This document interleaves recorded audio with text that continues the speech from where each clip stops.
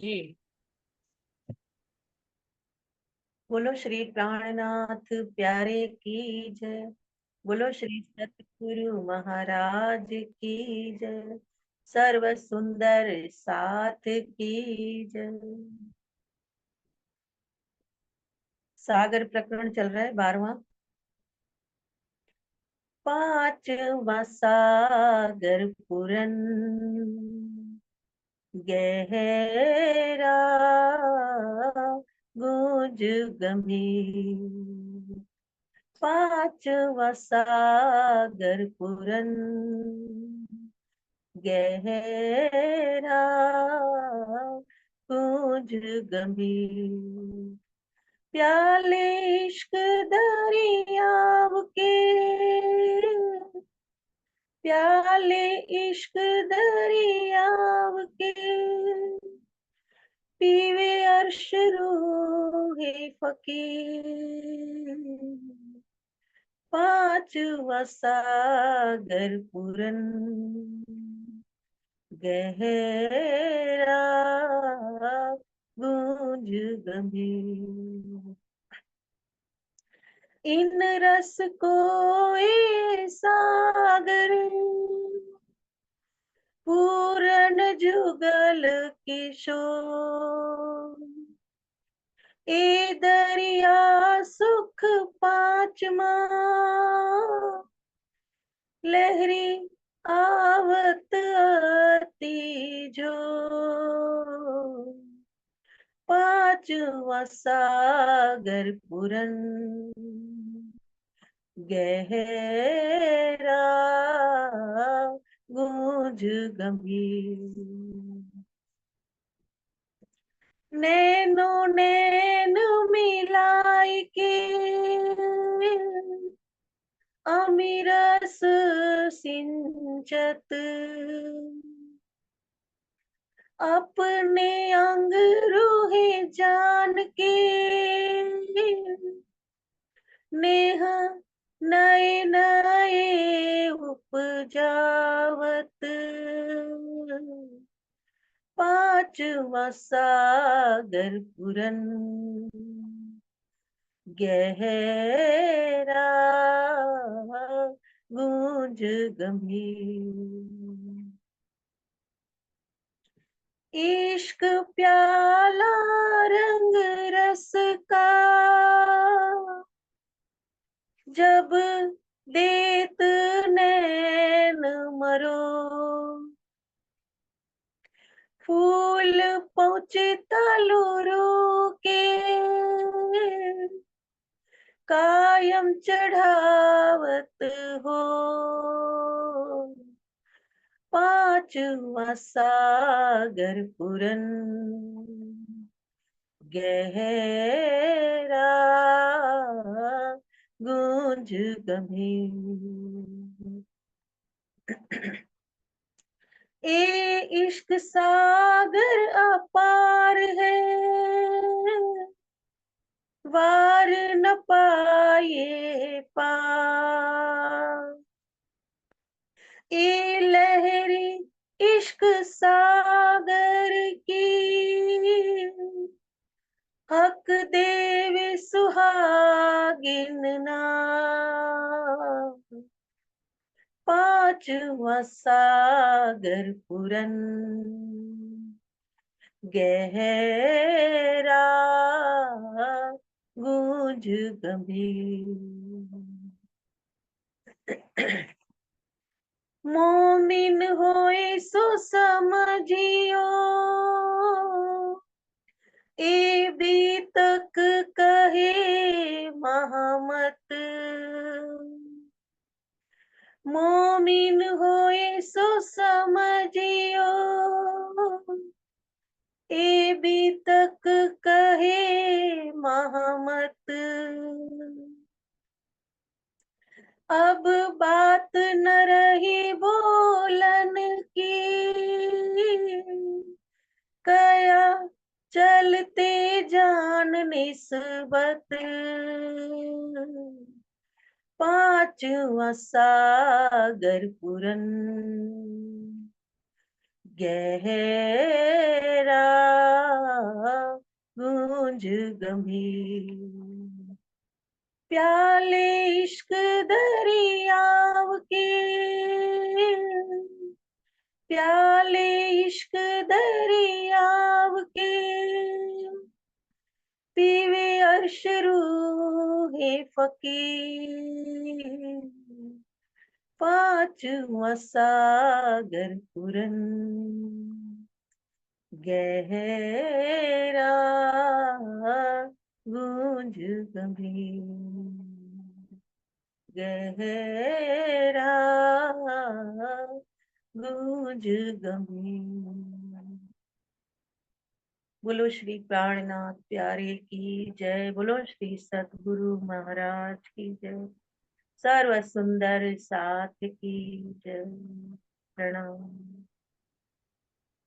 प्रणाम जी, धन्यवाद पूजा दीदी। शुरू करते हैं सुंदर साथ जी। प्रथम लागू दोय चरण को, ननिए ना छुड़ाइयो खेन। लाख तली लालेड़िया, मेरे जीव के ही जीवन। इन पाओ तले पड़ी रहूं, धनी नजर खोलो बातून।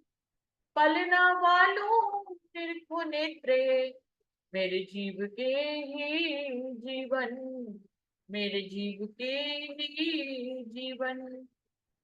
श्री बंदो सतगुरु चरण को, करूं सो प्रेम प्रणाम। अशुभ हरन मंगल करन, धनी श्री देव चंद्र जी नाम। श्री प्राणनाथ निज मूल पति, श्री मेहराज सुनाम। तेज कुंवर श्यामा युगल, जी को पल पल करूं प्रणाम। पिया जी को पल पल करूं प्रणाम। प्रणाम जी, सभी सुंदर साथ जी को प्रेम प्रणाम जी। प्रणाम जी। प्रणाम जी, प्रणाम जी। सुंदर साथ जी, सागर वाणी का मंथन चल रहा है जिसमें पांचवा सागर, उसकी 11 चौपाई हो गई थी। अभी 12वीं चौपाई से हम आगे बढ़ते हैं सुंदर साथ जी। जी।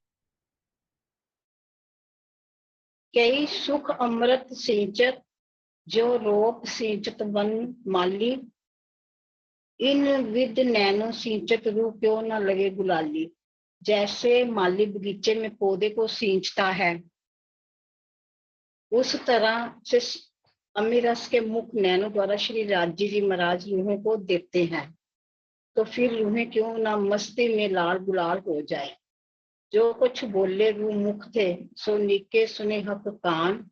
ऐसा मीठा जवाब तो है देवी, कोई ना सुख इन समान। रू जो कुछ मुख से बोलते हैं, श्री राज्य महाराज अच्छी तरह से उसको सुनते हैं। ऐसे रस भरी रसना से उनको जवाब देते हैं कि उस सुख की बराबरी नहीं है। प्रणाम जी। साथ जी, आप लोग खुद भी तो अर्थ बताया करिए। जैसे अर्थ तो आपने पढ़ लिया, लेकिन उसके भाव आप बताएं। मीनू दीदी, आपके दिल में क्या आ रहा है इन दो चौपाई को पढ़ के?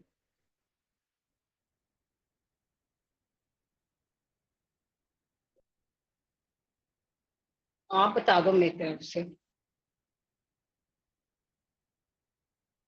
मेरा तो वीडियो ही नहीं काम कर रहा, मुझे बोलने में मजा ही नहीं आ रहा। कोई बात नहीं, हमको तो आ रहा, सुनने में आवाज आ रही है। देखिए, आप ये तो अच्छी एक तरह बता। कॉमन सी बात है कि जैसे कि किसी भी पौधे का या पेड़ की जड़ों में ही तो पानी दिया जाता है, फिर उसकी पत्तियों में, उसकी डालियों में, है ना, उसके फल में, सब जगह पानी स्वतः ही पहुंच जाता है। तो ऐसे ही राज्य महाराज भी करते हैं कि अपने नैनों से वो एक, वहां पे तो वायदत है, एक रूह को भी अगर उन्होंने प्रेम से देख लिया तो सभी रूहों को वही स्वाद मिलने वाला है। तो हम रूहें वहां पे हैं क्या? राज्य एक अगर वृक्ष है, राज्य अगर हमारी जड़ है, तो हम उनकी डालियां हैं, हम उनके पत्ते हैं। तो एक वहीं से उनके दिल से एक चीज प्रवाहित होती है, प्रेम और इश्क की लहर उठती है। तो पूरे ही परम धाम में वो प्रेम और इश्क की लहर दौड़ जाती है। बिल्कुल वैसे ही जैसे पौधे को पानी दिया जाता है तो उसकी डालियों में और पत्तों में स्वतः ही पहुंच जाता है। बिल्कुल ऐसे ही राज्य अपने नयनों से रूहों को अमृतमयी सुख की, आनंद की धारा प्रवाहित करते हैं अपने नैनों से, उनके दिल में भाव आता है अपनी नैनों से, वो उसको सींचते हैं, तो पूरे परम धाम में, खाली परम धाम में श्यामा महारानी और सखियों को ही वो इश्क और प्रेम नहीं मिलता। जैसे ही राजी दिल में लेते हैं, नैनों तक उनके वो प्रवाह आता है, लहर उठती है, चिंगारी उठती है, पूरे परम धाम में वही प्रेम इश्क की चिंगारी जो है जर्रे जर्रे में दौड़ जाती है। और रूहों की बात को सुनकर, अच्छी तरह से अपने कान से सुनकर, फिर अपने मुख से बड़ी मीठी रसना से बड़ा ही मीठा और प्रेममयी जवाब जब राजी महाराज देते हैं अपनी रूह को, तो वो कह रहे हैं इस सुख के समान कोई सुख नहीं है दुनिया।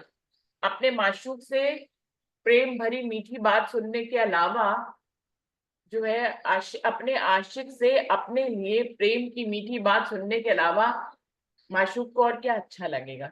जो प्रेम में दीवानी हो, जो अक्षराधि पूर्ण पारब्रह्म कोई चाह रही हो, आप सब सुन लीजिए। अगर आप सब राज्य को चाह रहे, किसी दिन राज्य आकर आपकी किसी अर्जी को एकदम से सुनकर और आपसे बड़ा मीठा आपको जवाब दे दे, तो आपके लिए तो वो दिन, बल्कि ये पूरा ब्रह्मांड ही आपके लिए धनाधन हो जाएगा कि आज तो राज्य ने मुझसे बात कर ली, मेरी बात को बड़े प्यार से सुना और फिर उसका मीठा सा जवाब भी दे दिया। प्रत्युत्तर बहुत जरूरी होता है।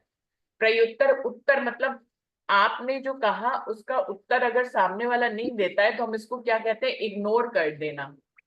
और हमें मजा नहीं आता बात करने में। जैसे मैं कहती मेरा वीडियो नहीं चल रहा है 1-2 दिन से, तो हम मुझे बात करने में मजा नहीं आता। नैनों से नैन मिलने चाहिए, भले चाहे जूम से ही मिल रहे हो, साक्षात ना मिल रहे हो, लेकिन फिर भी मैं तो आप लोगों को देख रही हूँ, आप लोग मुझे नहीं देख पा रहे, तो मैं कहती हूँ कि नहीं, बात आमने सामने हो तो अच्छा लगता है।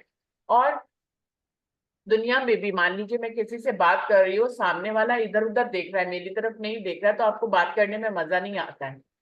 जब हम किसी से भी बात करते हैं तो हमारी ये चाहना रहती है कि वो हमारी बात को ध्यान से सुने, हमारी तरफ ही देखे और फिर उसका उत्तर भी दे। ऐसा नहीं कि खाली हम ही बोले जा रहे हैं, वो उत्तर भी दे, ऐसा हमारे मन में भाव रहता है। उत्तर अगर सामने की तरफ से नहीं आता है तो कई बार हम झल्ला के कहते हैं लो मैं ही बोली जा रही हूँ, तुम तो कुछ बोल ही नहीं रहे हो, या तुम्हारी तरफ से कोई जवाब नहीं आ रहा है, तो हमें अच्छा नहीं लगता, हमें लगता है वो सामने वाला हमें इग्नोर कर रहा है।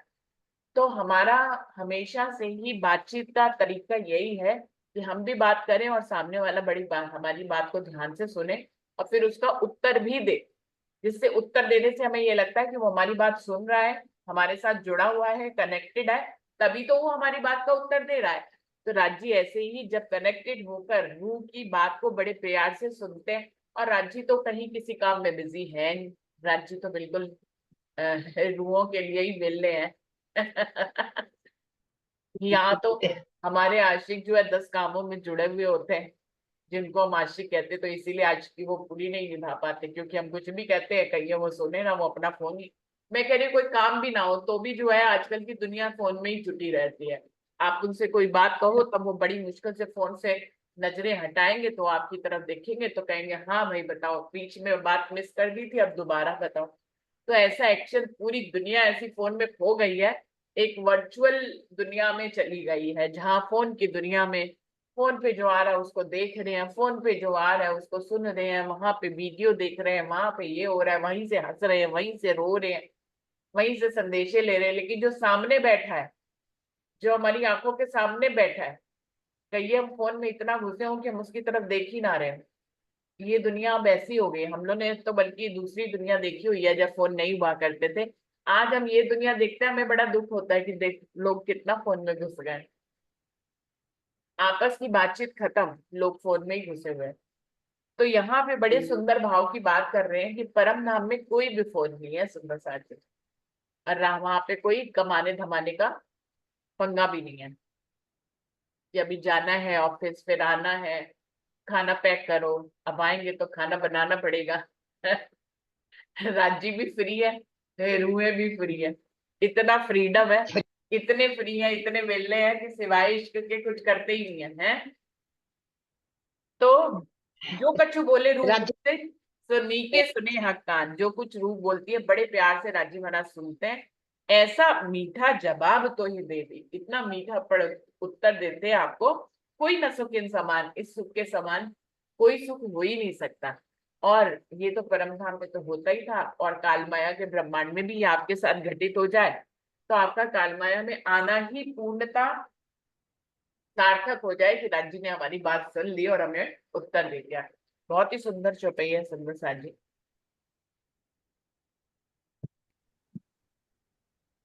जी। फाइल नहीं हो रहा बट ये सुख सागर पांचवा, इश्क सागर अरस परस सुख देवी, नाही इन सुख को पार, ये रस इश्क सागर को अर्श रूहें पीवे बारंबार।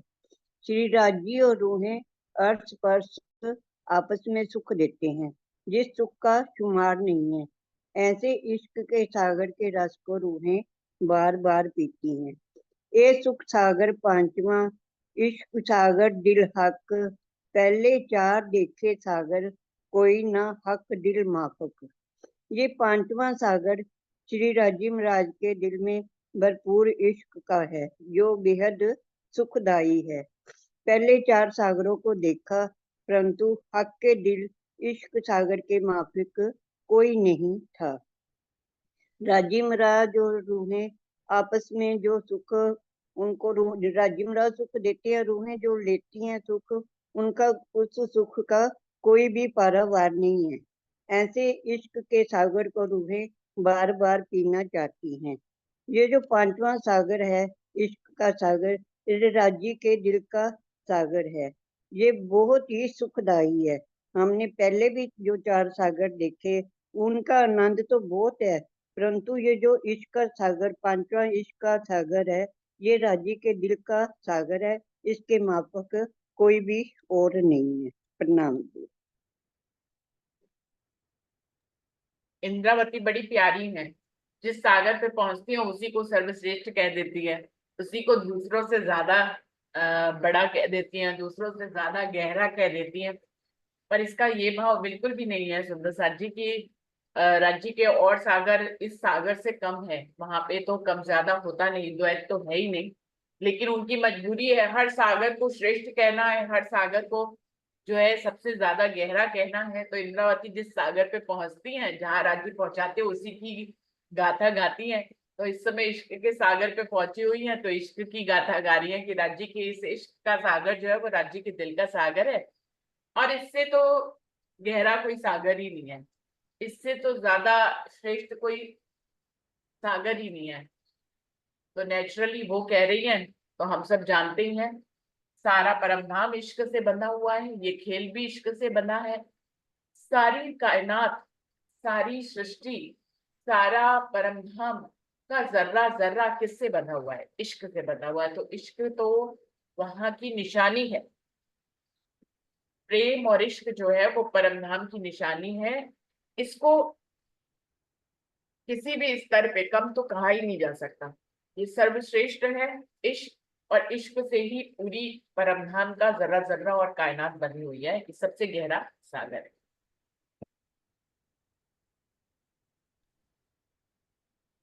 जी।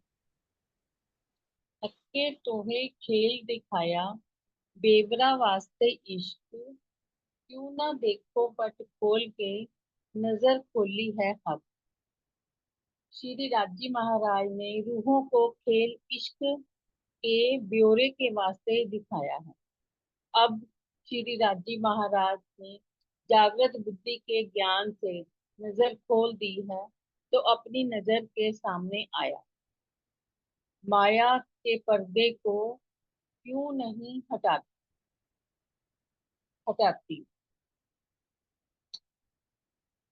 इन छोर बैठे दिखाया, साहिबी हक गुजरत, बैठ हक दिल बीच में, पी प्याले इश्क।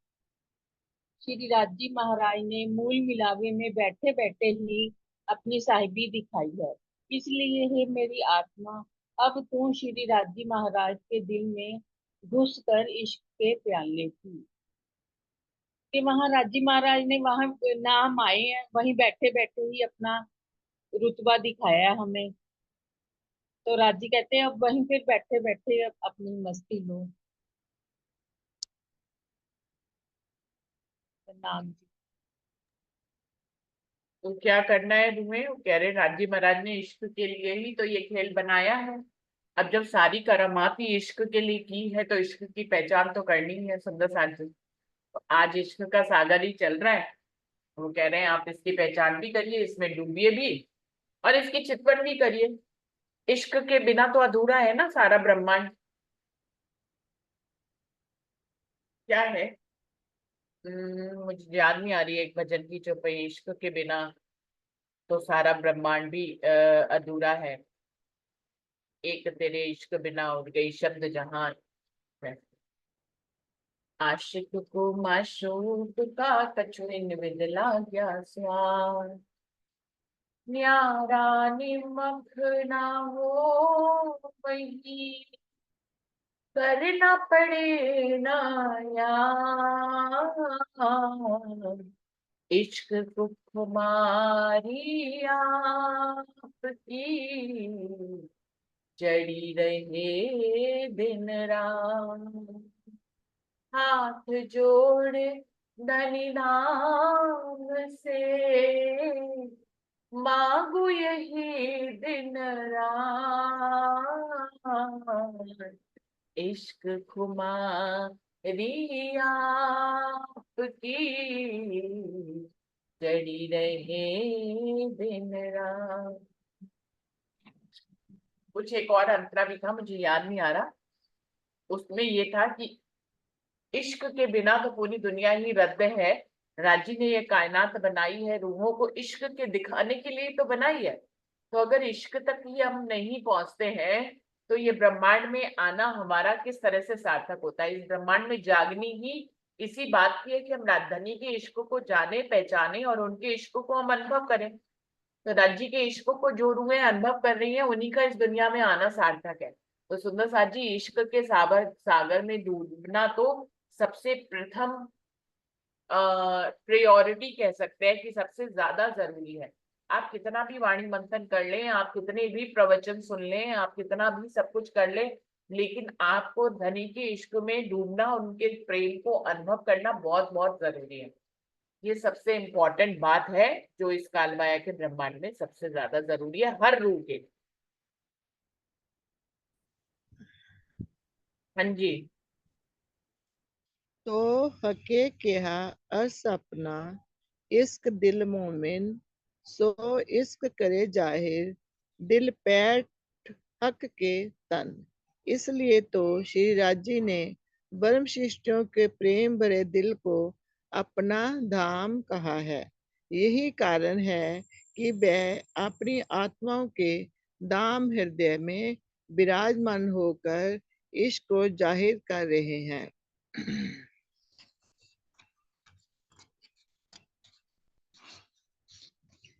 भावार्थ पर आत्म को अक्षातीत का तन कहा जाता है। तुम रूहें मेरे तन हो। उसका स्वाप्निक स्वरूप आत्मा का तन है। उसमें धनी विराजमान होकर लीला कर रहे हैं। इसलिए इस चौपाई के चौथे चरण में हक के तन का तात्पर्य है आत्मा। इसी के दिल में धनी की बैठक होती है। इश्क गुज दिल हक का, सो करे जाहिर खिलवत, सो खिलवत ल्याए इत आशिक, करे इसके जाहिर नियामत। मेरे प्राण प्रियतम ने मेरे धाम हृदय को ही अपनी खिलवत बनाया है और इसमें विराजमान होकर तात्म ज्ञान के द्वारा अपने दिल में छिपे हुए इश्क के गुज रहस्यों को जाहिर कर प्रकाश में ला रहे हैं।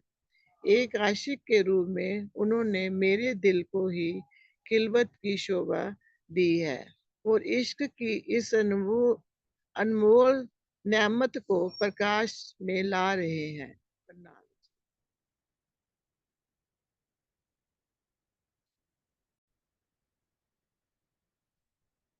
अब देखिए राजी महाराज कितनी नियामतें लेकर आए हैं। एक तो आत्मा के हृदय में विराजमान है राजी महाराज अपने इश्क सहित, ऊपर से अपनी इश्क की लीलाओं को यहाँ उसके हृदय में बैठकर सब दुनिया के सामने जाहिर कर रहे हैं। अक्षरातीत ने ये कभी नहीं पहले किया था, लेकिन आज कर रहे हैं, वो हमारे लिए कर रहे हैं। इंद्रावती के धाम हृदय में विराजमान होकर अपने इश्क के गुज रहस्यों को उन्होंने वाणी में खोल दिया। आज हम ये जो वाणी मंथन कर रहे हैं इश्क के सागर का, अगर इस प्याले को राजी महाराज ने नहीं खोला होता, रूहों के दिल पे अर्श करके नहीं बैठे होते, ये नहीं खोला होता, तो आज हम ये सुख नहीं ले पाते ना। और ये खोलने का कारण क्या है? राजी अपनी रूहों को अपने इश्क की पहचान देना चाह रहे थे, तभी तो उन्होंने ये सारी कायनात बना दी अपने दिल में। जैसे ही उन्होंने लिया कि मुझे रूहों को अपने इश्क की पहचान करानी है, रूहें परम धाम में इश्क में ऐसी गर्क है, इश्क में इश्क इनका स्वरूप है, ये नफ्स से शिक तक इश्क की बनी हुई है, लेकिन इश्क को ही नहीं पहचानती है। तो मैं इनको इश्क के इश्क की पहचान करा दूं कि ये तो इश्क की ही बनी हुई है। अब परम धाम में तो हम इश्क के बने हुए थे, आज यहाँ जो है राजीव महाराज से बार बार इश्क मांग रहे हैं। कितनी हैरानी की बात है, जहां हमारा स्वरूप ही इश्क है, जहां हमारी निशानी ही इश्क है, जहां हमारे सोते जागते उठते बहते खाते पीते हम इश्क में ही गर्क रहते थे, आज हम इश्क को ही मांग रहे हैं। ऐसे लग रहा है जैसे हमसे इश्क छिन गया हो। तो सुंदर साथ जी, ना तो इश्क छिना है न छिन सकता है। हमारी आत्मा के हृदय में राजी महाराज बैठे हैं, बस कारण सिर्फ इतना हो गया, हमारे इश्क वाले तन की नजर जो है वो जीव के ऊपर आ गई है। और जीव इश्क का नहीं बना हुआ है, जीव जो है वो मोह से बना हुआ है। तो जो मोह और इश्क में बहुत बड़ा अंतर है। तो मोह का बना हुआ जीव जो है वो इश्क को नहीं समझ पाता है, वो इश्क में गर्क नहीं हो पाता है। अभी जैसे जैसे जीव की जागनी होती है, जैसे जैसे वो मंथन करता है, तो वो प्रेम में आने लग जाता है, क्योंकि आत्मा जिसकी नजर उसके ऊपर आई हुई है वो तो खुद भी प्रेम की बनी हुई है, आत्मा भी तो प्रेम की बनी है, आत्मा भी तो इश्क की बनी हुई है। अब इश्क रूपी नजर किसके ऊपर आ गई है? जीव के ऊपर आ गई है। तो ये सबसे खास बात है सुंदर साथ जी, कि हमारा जीव जो कि मोह का बना हुआ है, उसके ऊपर नजर इश्क भरी आई है, तो उसको इश्क करना ही होगा एक ना एक दिन। क्योंकि आत्मा की नजर तो इश्क भरी है ना। जीव भले चाहे खुद मोह का बना हो, लेकिन उसके ऊपर जो नजर पड़ी है वो तो इश्क की पड़ी है। आत्मा इश्क स्वरूप है और उसकी नजर जीव के ऊपर पड़ी है। फिर राजी ने आत्मा के हृदय को भी अपना अर्श किया हुआ है। तो जब जहां राज्य की नजर आ गई, आत्मा की नजर मतलब राज्य की नजर एक तरह से, अब जहां राज्य की नजर पड़ गई जिस जीव को, उसको वो अक्षरातीत जैसा तो उसको एक दिन होना ही पड़ेगा, उसको तो इश्क में गर्क होना ही पड़ेगा। भले चाहे वो कितना ही मोह का बना हुआ है, लेकिन वो धीरे धीरे मंथन करते करते वो आत्मस्वरूप हो जाएगा। जीवतन होसी आत्म, जब वो आत्मस्वरूप हो जाएगा तो वो इश्क का स्वरूप हो जाएगा। अब कितना सौभाग्य प्राप्त हो गया एक जीव को कि वो आत्मा स्वरूप हो गया है, और वो उसको परमधाम की ब्रह्मवाणी मिल रही है। राजी अपने इश्क की स्वरूप उसको पहचान करा रहे हैं, उसी के माध्यम से, उसी को तो माध्यम बनाया, उसी के माध्यम से तो अपनी रूहों को पहचान करा रहे हैं। माध्यम उन्होंने जीव को लिया है। जैसे हमें अपने बच्चे को कोई बात समझानी होती है, तो हम कोई उदाहरण लेते हैं, हम बिना उदाहरण के उसको कोई बात नहीं समझा पाते हैं। तो हमें एक बात तो कुछ और समझानी होती है, लेकिन उदाहरण हम कोई और लेते हैं। उसको उदाहरण को क्या करते हैं, हम माध्यम बनाते हैं कि उसको उस उदाहरण की बात कहकर उसको वही बात समझाई जाए। अभी यहाँ पे भी यही हो रहा है, राजी महाराज ने हमारे जीव को जो है एक उदाहरण बना लिया है।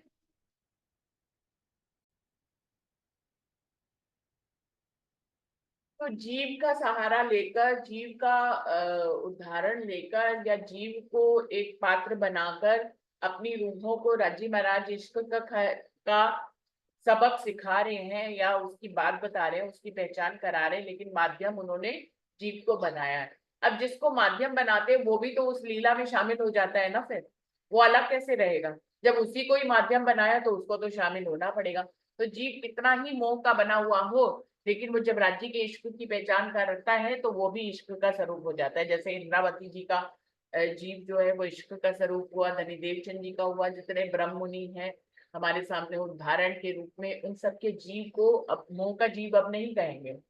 उनके जीव जो है वो प्रेममयी हो गए, उनके जीव जो है वो इश्कमयी हो गए, क्योंकि उन्होंने उसको आत्मसात कर लिया है। तो इस तरह से राजी जीव को माध्यम बनाकर अपनी रूहों को इश्क की पहचान दे रहे हैं।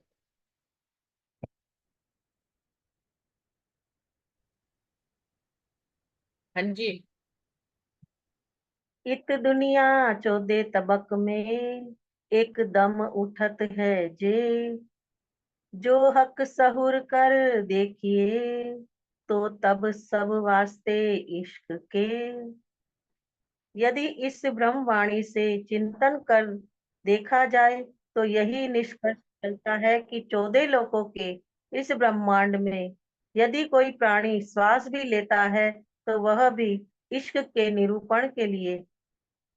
भावार्थ है, ब्रह्म सृष्टियों के अंदर माया का खेल देखने की जो इच्छा थी उससे पूरी करने के लिए ही यही ब्रह्मांड बनाया गया है।